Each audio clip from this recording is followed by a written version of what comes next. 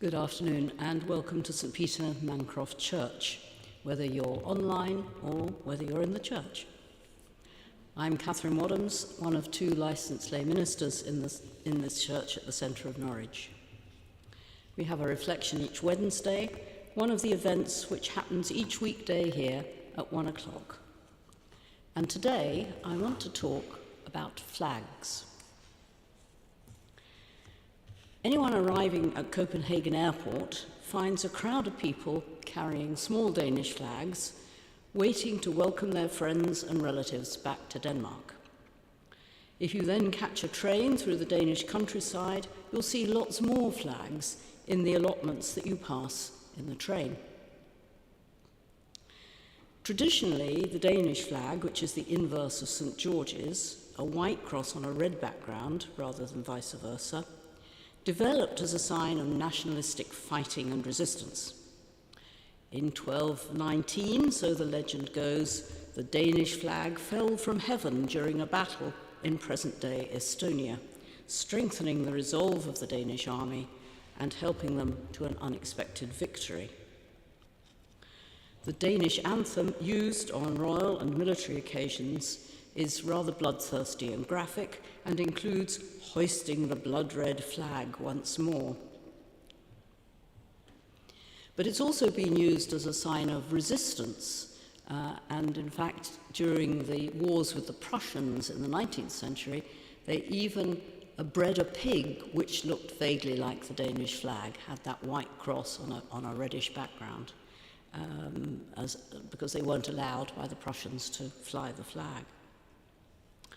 And of course, we have also used our national flag to rally troops in war and on occasions when we pay tribute to our armed forces.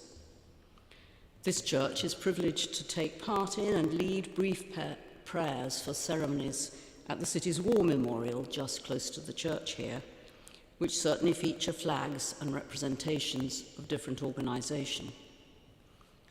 The City Hall flies a variety of flags, including the Union flag, Commonwealth flag, flags to mark special events or awareness, like the living wage and the Ukrainian flag. But I found the recent spate of St. George and Union flags on lampposts on the Dereham Road very unsettling. These weren't in TV pictures, but just down the road from my home, and close to a local mosque and shops representing different ethnic traditions. I saw these flags as representing a nationalist antagonism to immigration and visitors. I felt angry, resentful, a bit scared. Norwich has a proud history of welcoming strangers and has benefited enormously from the economic and social contribution that they've made to our fine city.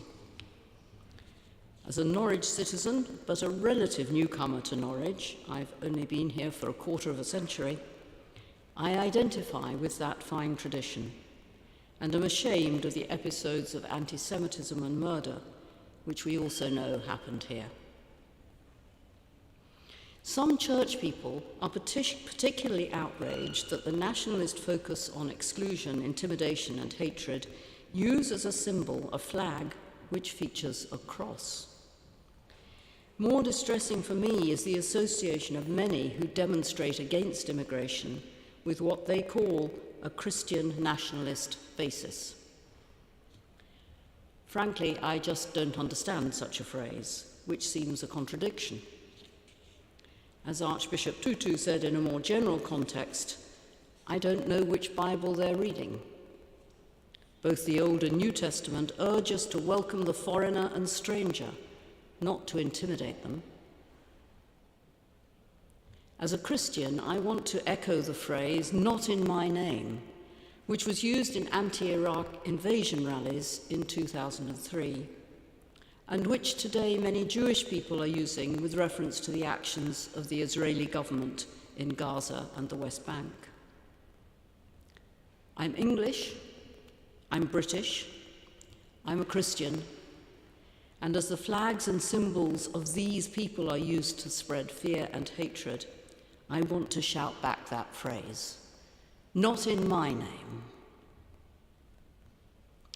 I did join a couple of counter-demonstrations earlier this year, one in the market and one outside City Hall, both just outside this church. In one, the counter-protesters outnumbered the protesters, and it was all rather lame. The other was more vigorous, shall I say, and we were outnumbered by flag wavers. But neither was very satisfactory. Shouting slogans at each other may help reassure some who feel intimidated, but they likely kept well out of the way. But seems to have little other merit than making the participants feel perhaps a little bit better. And it does nothing to try and recognize and understand what drives those shouts of exclusion and hatred. The immigration issue is certainly a tough one to crack, as successive governments have and are finding. But the deep problems which people experience with housing, access to public services, and low income have much deeper roots and very little to do with immigration. That's what the evidence shows and what the experts say. But there's a deep suspicion of experts because many people feel that they are privileged and have misled others.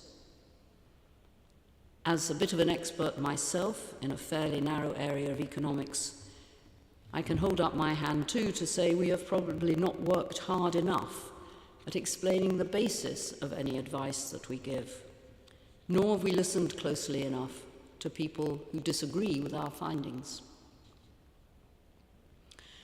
Other flags have been raised too in the last couple of weeks.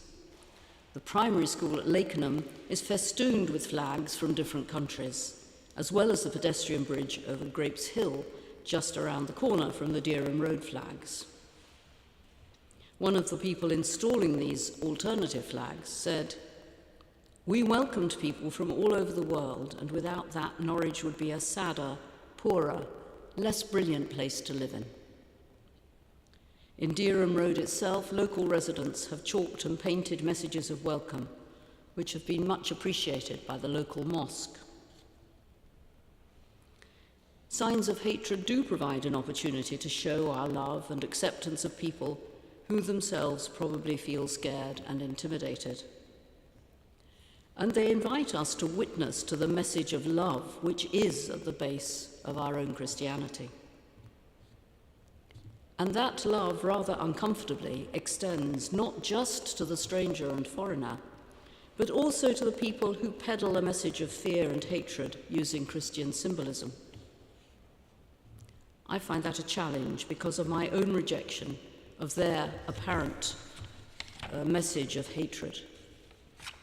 And if I'm honest, because of my own anxiety and fear. On a lighter note, it's difficult not to chuckle at the nationalists who accidentally painted Danish flags on roundabouts in Walsall, in the West Midlands, a white cross on a red background, rather than the St. George's Red Cross on a white background. A friend from the church I attended in Leicester has introduced me to an Iranian friend from that church who is coming to Norwich for a postdoctoral position at the research park out by the University of East Anglia. She's found a flat she likes on Unthank Road, and I am looking forward to helping her settle in next week to find furniture, the right utility companies, and a church. And I'm also looking forward to showing her the best of the fine city, which she's coming to make her home. Her name, Arzu in Farsi, means hope, and it is my hope that she will feel welcome here, along with all the other students and people from abroad who are coming to study and work in Norwich at this time of year. We all need to stay alert for opportunities to reassure and help both newcomers and local people who feel the need to put up nationalist flags. Thank you for listening. Every good wish and prayers for the rest of your day.